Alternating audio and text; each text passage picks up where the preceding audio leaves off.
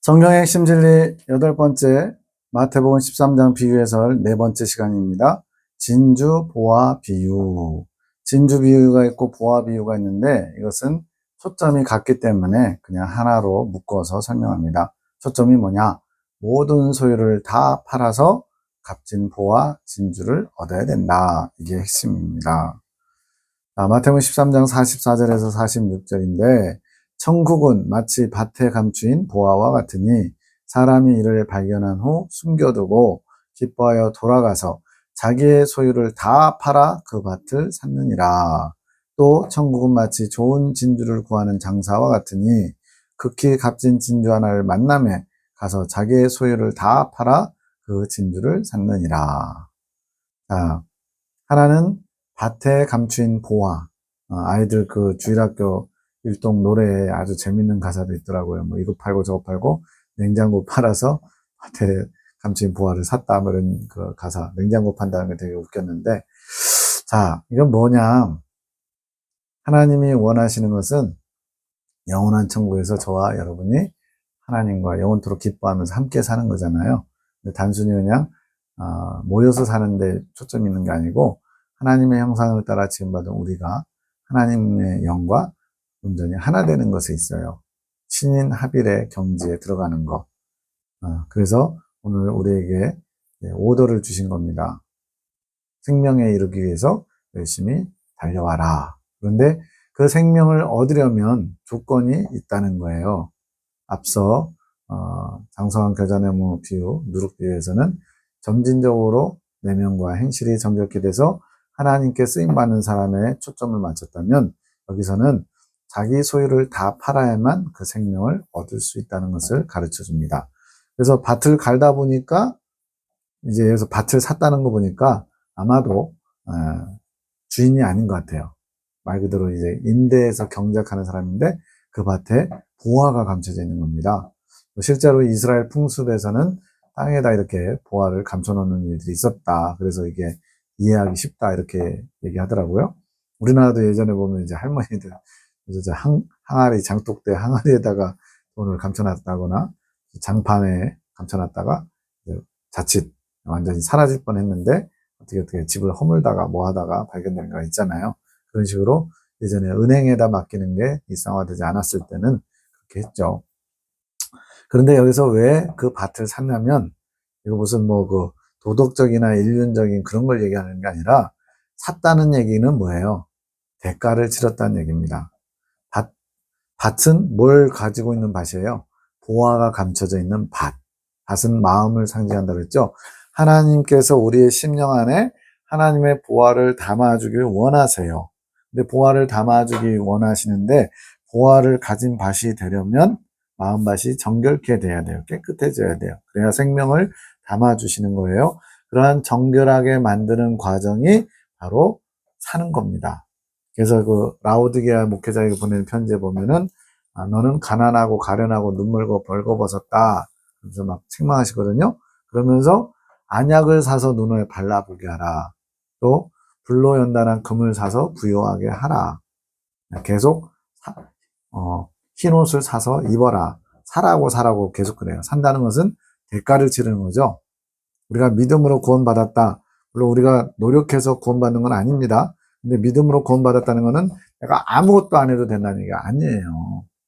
믿음으로 구원받는다는 얘기는 믿음 안에 하나님의 신실하심에 기대어 하나님의 이끄심에 순종함으로써 하나님이 이루고자 하시는 목표에 도달한다는 의미지 나는 아무것도 안 하고 가만히 있으면 저절로 에스컬레이터 탄 것처럼 엘리베이터 탄 것처럼 구원에 이른다는 개념이 아닙니다. 그럼 뭐 연단을 왜 받아요? 다 하나님이 이루어놓으셨으면. 연단을 받는 것도 그렇고 또 우리가 자기 부인, 아무든지 나를 따라오거든 자기를 부인하고 자기 십자가를 지고 나를 쫓으라 했잖아요. 자기 부인과 자기 십자가를 지는데 믿으면 다 돼. 이렇게 얘기하면 안 되는 거예요.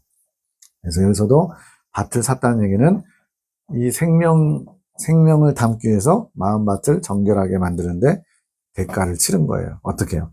자기 소유를 다 팔아서. 여기서는 물질적인 소유만을 말하는 게 아니고 물질 소유는 어떻게 보면 가장 기본적인 거죠. 왜냐하면 오늘날 우리가 물질에 많이 노예 생활을 하잖아요. 만문신이라고 표현도 하는데 이러한 물질의 소유를 파는 것은 기본이고요. 자기가 가지고 있는 하나님 나라에 가져갈 수 없는 모든 소유를 말합니다.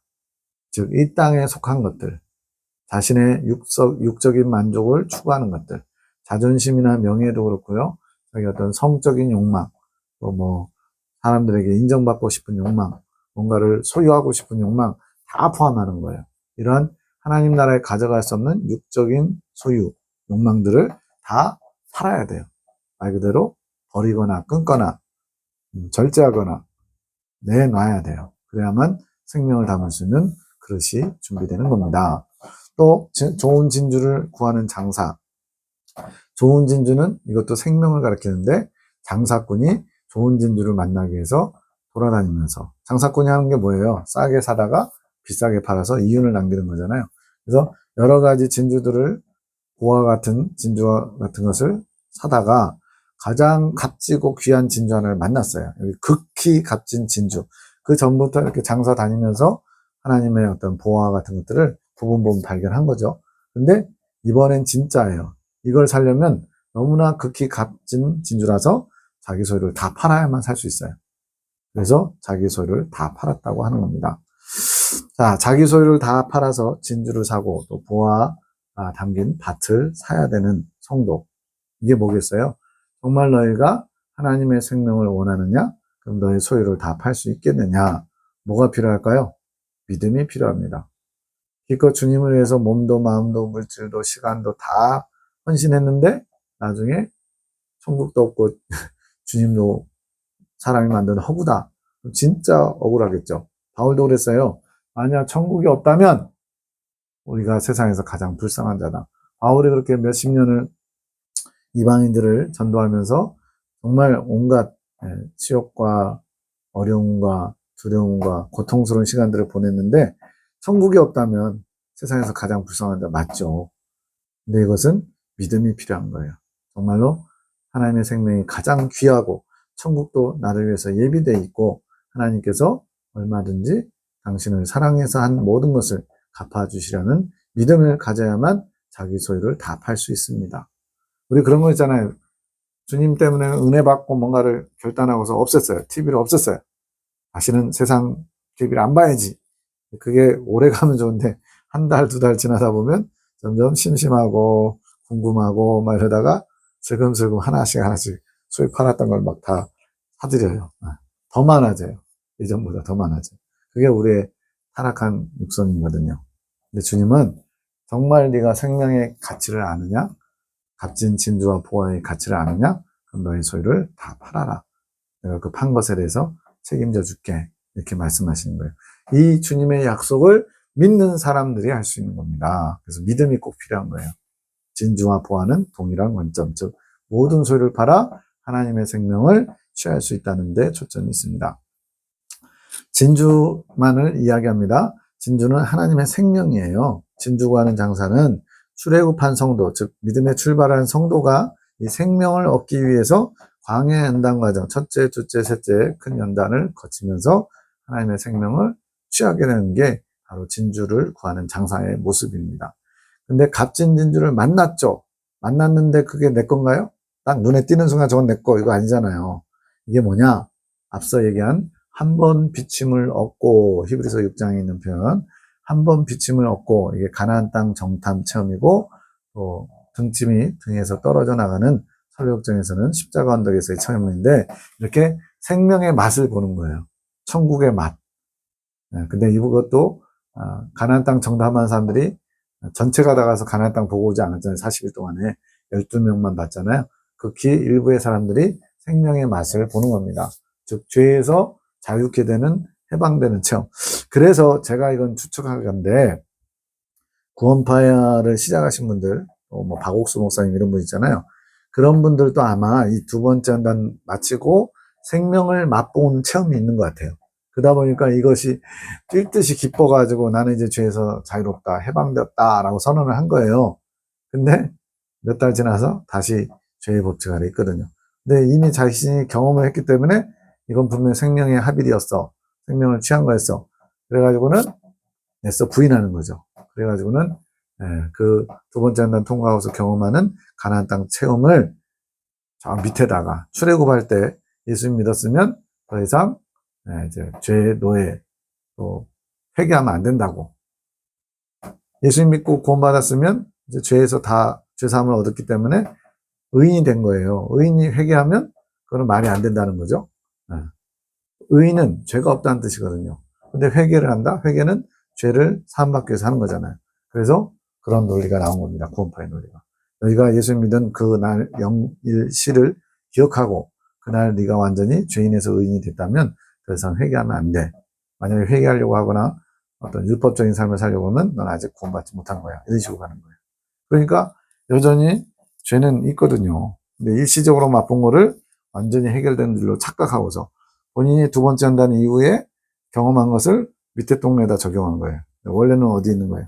저 위에 가나안 땅 들어가서 영적 할례를 받는 것처럼 그 위에 있는 사건을 출애굽하는 데다 적용하니까 당연히 문제가 생기겠죠. 자, 이 갑진진주를 만난 것은 하나의 생명을 맛본 겁니다. 맛본 거예요. 일시적인 체험이에요. 다시 또 죄가 발동합니다. 그래서 어쨌든 맛을 봤으니까 예를 들어 천국에 입신을 하고 왔어요. 그랬더니 천국이 얼마나 좋은지 어쨌든 간접적으로나마 보고 왔어요. 그러면 어때요? 사모하겠죠. 나도 이제 저런 천국 갈 거야. 근데 주님께서 이런 천국 높은 데로 오려면 더 많은 수고와 또 자기를 팔아야 돼. 자기 소유를 팔아야 돼. 이런 말씀을 들었다면 거기에 꽂혀가지고 이제 뭐 딴 거 보이겠어요? 이 땅에 만족할 수 있는 게 없죠. 그래서 천국 갔다 오신 분들 특징이 뭐냐? 이 땅의 그 어떤 것으로도 천국의 그 아름다움이나 천국의 귀한 그것들을 비교할 만한 게 없다는 거예요. 우리가 좋아하는 황금, 다이아몬드, 뭐 보석들 다 천국에 있는 것들의 아주 모형입니다. 모형. 모형이란 건 뭐예요? 오늘날 우리가 말하는 짝퉁 개념이에요. 짝퉁. 진짜는 다 천국에 있어요. 자, 이런 맛을 봤기 때문에 이제 그것을 얻기 위해서 우리도 뭔가 행동에 옮겨야 됩니다. 행동을 취해야 되는데 소유를 팔아야 된다는 거예요. 자아가 깨어져서 철저하게 깨어져서 마음과 행실이 정결케 되는 것이 바로 소유를 파는 거예요. 물질을 뭐 다 없애는 거 이런 게 아니고 물질은 기본 기초적인 거예요. 그렇다고 해서 물질을 판다고 해서 전 재산 다 팔아가지고 집까지 팔라는 얘기 아닙니다. 무슨 말이냐면 주머니에 1억이 있어요. 네, 전 재산. 근데 그 1억을 내 것이라고 생각해서 꼭꼭 감춰놓고 또 다른 사람이 도와달라고 해도 또 어려움을 호소해도 나 몰라라 하면 그건 소유예요. 큰 소유예요. 왜냐하면 소유를 팔아야만 하나님 나라 들어갈 수 있다고 그랬는데 못 파는 거예요. 그런데 주머니에 10,000원밖에 없어요. 근데 이 사람이 또 이 10,000원을 또 귀하게 여기네요. 그래서 아무에게도 안 줘. 이건 내가 정말 급할 때 약 사 먹을 거야. 뭐 이랬다면 이 10,000원도 큰 소유예요. 큰 소유. 근데 1억 가진 사람이 내가 비록 잠시 주님께서 맡겨 놓으셨지만 이 돈은 내 돈이 아니야. 주님이 주인이야. 이게 선한 청지기의 마음 자세죠. 그래서 언제든지 주님이 원하시면 꺼내 쓸 수 있어. 다 써도 좋아. 이거는 소유일까요? 아닐까요? 소유가 아닌 겁니다. 내 것이라고 생각하지 않으니까. 그게 소유를 판 사람의 자세예요. 즉 우리가 이 땅에서 물질이 됐든 건강이 됐든 달란트가 됐든 외모가 됐든 시간이 됐든 그 모든 것을 다 하나님 것으로 알고 내 것처럼 여기지 않고 주님이 원하시면 언제든지 수고하고 헌신하고 내줄 수 있다면 그게 바로 소유를 판 사람의 모습이라는 거예요. 값진 진주를 모든 소유를 팔아서 샀습니다. 샀다는 건 뭐라고요? 대가를 치렀다고 그랬죠. 그렇게 함으로써 하나님의 생명을 대가로 받게 되는 거예요. 하나님의 생명과 비교할 수 있는 게 이 땅에 있을까요? 전에 그 세계 갑부 중에 하나가 10조짜리 보트를 갖고 있어요. 요트를. 뭐 4명 잘 수 있는 거라나? 그렇게 크지도 않아요. 뭐 한 15m, 20m 되나? 근데 그게 6조인가 10조인가 그래요. 조 단위예요. 보니까 티라노사우루스의 뼈를 깎아가지고 갑판에 이렇게 발랐고 뭐 어느 부분은 순금이고 뭔 참말로 그 요트를 가지겠습니까? 하나님의 생명을 가지시겠습니까? 이건 비교할 수 없는 거예요. 이거는 하나님의 생명은 영원한 것이고 거기서부터 공급받는 생명의 능력, 감각 이런 것들은 이 땅에 있는 걸로 표현할 길이 없는 거예요. 이 땅에서 가장 행복했던, 가장 신나고 즐거웠던 그 어떤 것도 천국의 가장 심심하고 재미없는 것보다도 가치가 없는 겁니다. 저는 경험은 못 해봤지만 믿음으로 그것을 봅니다. 그래서 이 땅의 미련을 갖지 말아야 돼요. 계시록 2장 18절에 라오디게아 목회자에게도 흰 옷을 사서 입어라. 벌거벗은 수치를 가리기 위해서. 또 불로 연단한 금을 사서 너 자신을 부욕해 해라. 또 안약을 사서 눈에 발라 보게 하라. 영적으로 가난하고 병들고 또 눈물고 벌거벗은 것을 연단을 통해서 정결하게 하나님 보시기에 부끄럽지 않게 바꿔나가라는 얘기죠. 이 값진 진주를 만난 사람은 그 생명의 가치를 발견했기 때문에 볼 수 있는 눈이 있었기 때문에 그것을 얻기 위해서 다른 것들을 다 쓰레기처럼 바울도 그랬잖아요. 내가 예수 그리스도의 생명을 얻기 위하여 다른 모든 것을 다 배설물로 여겼대요. 그 가치를 아는 사람의 모습을 사도 바울이 아주 잘 보여주고 있습니다. 자, 진주 장사가 자기 집을 떠나서 진주를 구하러 다니는 것, 이게 바로 광야 연단 과정이에요. 하나님의 생명을 얻기 위해서 가나안 땅을 향해 나아가는 것. 값진 진주를 만난 것은 이스라엘 백성들이 시내산에서 하나님의 강림 이후에 율법을 바꿔서 가나안 땅을 정탐하는 체험, 생명의 맛을 보는 그 체험입니다. 이걸 좀 우스꽝스럽게 좀 그림으로 그리면, 자, 이거는 성막이고 성소 부분에 성령께서 비둘기이신데 고개를 이렇게 지성소에다 쑥 집어넣고 있죠. 성령께서 나중에 이 지성소에 들어가서 하나님 보좌에 좌정하셔야 되거든요. 이게 생명의 합일이에요. 우리 심령의 천국이 되는 거예요. 그런데 몸은 아직 못 들어가고 머리만 살짝 들었다 놨으니까 다시 어떻게 해야 돼요? 목 뻣뻣해지니까 다시 빼야 되잖아요. 마치 성령께서 우리의 지성소, 영의 지성소에 들어오셨다가 다시 나가신 것처럼 생명의 맛만 보는 거예요. 이게 일시적이라는 게 중요합니다. 근데 이 일시적인 체험도 못 하신 분들이 수두룩하다는 거예요. 90%, 95%. 대부분의 사람들이 이 맛도 모릅니다. 그러니까 맛을 본 사람들이 자기네들끼리만 이제 막 올라가려고 비밀로 하나 봐요. 많이 알려지지 않았어요. 저희 교단이나 저는 여러분에게 이런 경지가 있다는 것을 소개하는 겁니다. 이거에 관한 많은 또 연결되는 성경 구절들도 있어요. 자, 철로역정에서 기독도가 십자가 언덕에서 십자가를 딱 쳐다봤더니 등짐이 떨어져 나가요. 이 등짐 해결하려고 그렇게 열심히 막 전진했거든요. 그래서 일시적으로 등짐이 떨어졌는데 대화, 스토리상 등짐이 떨어졌다고 했는데 또다시 등짐이 매달렸다고 하면 이상하잖아요. 그래서 그다음부터는 등짐 얘기는 안 나와요. 그런데 철력정의 과정이 영적 성장 과정과 아주 일치를 이루기 때문에 두 번째 연단 마치고 존 버년도 여기서 등짐이 해결되는 것 같은 본인이 경험한 것을 이렇게 문학적으로 아주 뛰어나게 표현한 거예요. 하나님 주신 천부적인 어떤 지혜죠. 하늘이 공급한 지혜로 이런 것들을 보화를 숨겨놓은 거예요. 이런 게 보화입니다. 이런 게. 이런 놀라운 진리를 알 수 있는 것이. 자기 소유를 다 팔아야 된다는 것은 생명의 일시적인 맛을 보고서 그것을 얻기 위해서 세상적이고 정욕적이고 마귀적인 모든 자아를 깨뜨리고 소유를 다 팔아서 마음과 행실이 정결케 되는 것을 말합니다. 성도들은 세 번째 연단을 통과하면서 이때까지 남아있는 자아가 철저하게 깨어져서 온전히 정결케 됩니다. 이 전까지는 뭐예요? 부분. 그러다가 세 번째 연단에 왕창 깨지는 거예요. 그러고 나면 더 이상 이제 마치 큰 돌을 갖다가 엄청나게 갈아버려요. 그러면 이제 뭐만 남아요? 부스러기만 남잖아요. 이렇게 먼지처럼 자아가 깨지고 부서지면 이제 어느 정도 정리가 된 겁니다. 값진 진주를 산 것은 광야 연단을 다 마치고 젖과 꿀이 흐르는 가나안 땅에 들어간 경험, 생명의 합의를 이루는 것입니다. 영속에 성령께서 합일되시는 경험이에요. 자, 이거는 심령도표라는 것인데, 자, 왼쪽에 1번이라고 써져 있는 것은 불신자 상태에서는 죄성에 지배받는 삶이에요. 7가지 죄성이 기회만 주어지면 교만할 만한 상황에서 교만이, 포악할 만한 상황에서 포악이 발동하는 거죠.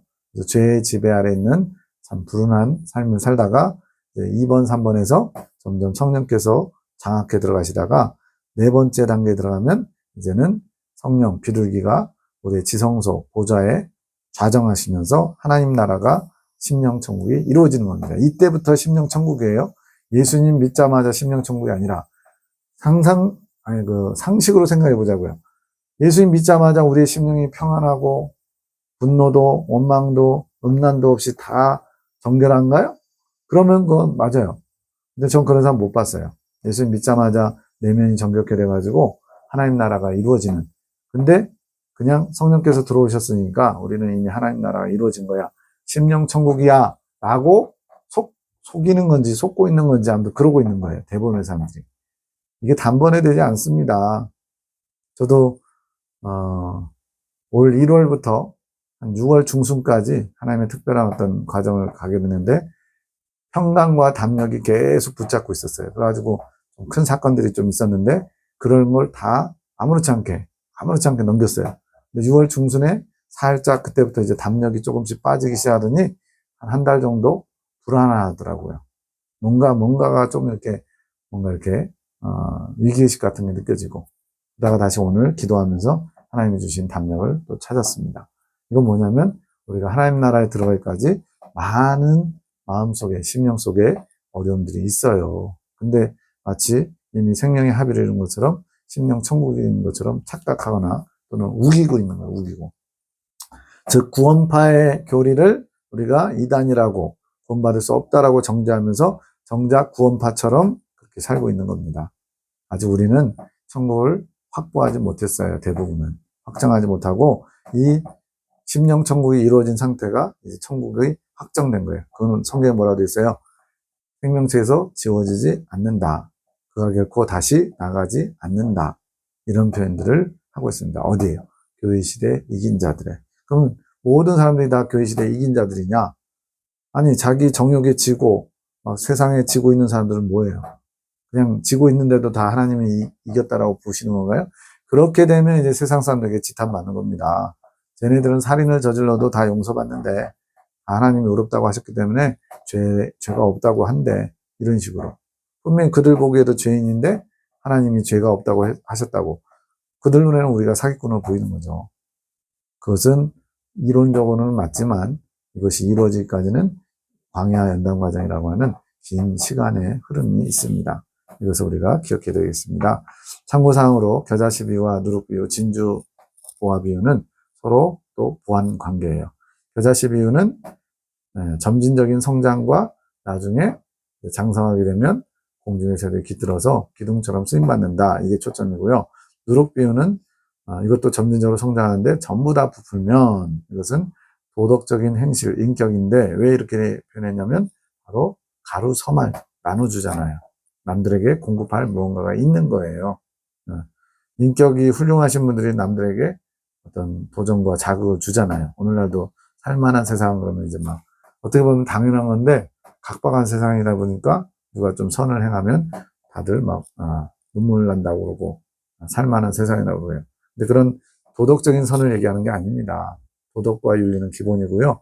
하나님을 믿는 사람으로서 생명의 능력이 나타나는 거예요. 이거는 좀 인간의 도덕과 윤리는 좀 다릅니다. 물론 포함되는 개념이지만 더 범위가 넓어요. 어쨌든 누룩 비유는 도덕적인 행실의 변화, 인격의 변화를, 내면의 변화를 가리키는 초점이고요. 진주 비유는 너희가 이 생명을 소유하려면 소유를 다 팔아야 된다. 이것에 초점이 있습니다. 하나님의 생명이 영 속에 내주 합일되는 실제적인 경험을 가리키고 있고요. 이 세 가지가 다 서로 보완하는 거예요. 점진적인 것, 내면의 변화, 도덕적인 변화를 일으키는 것, 그리고 모든 소유를 다 팔아야 하나님의 생명을 소유할 수 있다는 것. 이건 다 좋은 씨앗이에요. 옥토에 뿌려져서 30배, 60배, 100배의 결실을 맺는 좋은 예들입니다. 이제 다음 시간에 5번째로 가라지 비유를 할 건데 그 가라지 비유는 안 좋은 씨앗의 예예요. 여기서는 다 좋은 씨앗의 예고 그래서 영적 성장론으로 비유하면 이 진주 비유도 진주를 찾아 두루 다니다가 광야 과정에서 값진 진주 하나를 만나매 값진 진주를 사기 위해서 모든 소유를 다 팔아서 더 높은 천국을 향해서 나아가는 과정. 그래서 진주를 나중에 마침내 확보하게 되죠. 이게 바로 예수님의 생명을 소유하는 것을 의미합니다. 감사합니다.